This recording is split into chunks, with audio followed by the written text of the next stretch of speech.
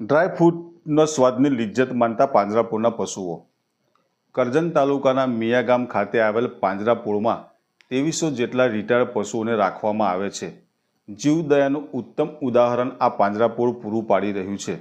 પાંજરાપોળ દ્વારા અલગ અલગ સિઝનમાં અવારનવાર પશુઓને સિઝનેબલ ખોરાકની લિજ્જત પીરસવામાં આવે છે.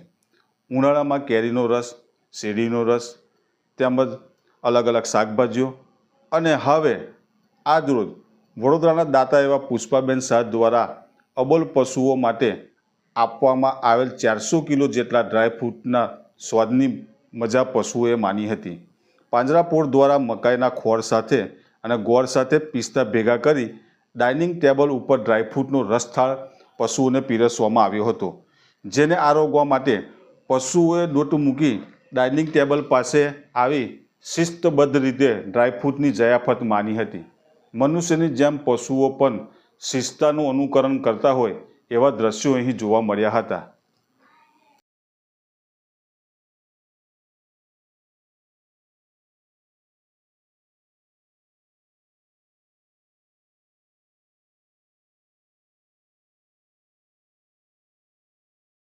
આ કરજણના મિયાગામ ગામમાં પાંજરાપોળ આવેલી છે.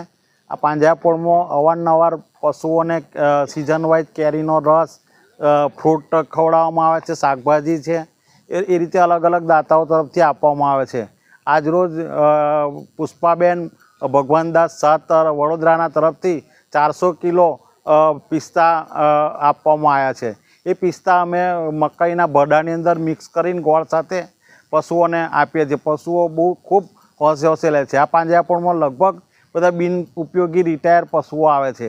આવા ઘરડા પશુઓ, ઘરડાઘર જેવું માણસની જેમ અહીંયા પશુઓને બધી જ વ્યવસ્થા પૂરી પાડવામાં આવે છે. આ પિસ્તાને ગોળની અંદર મકાઈના ભરડા પાછળ મિક્સ કરવાનું કારણ?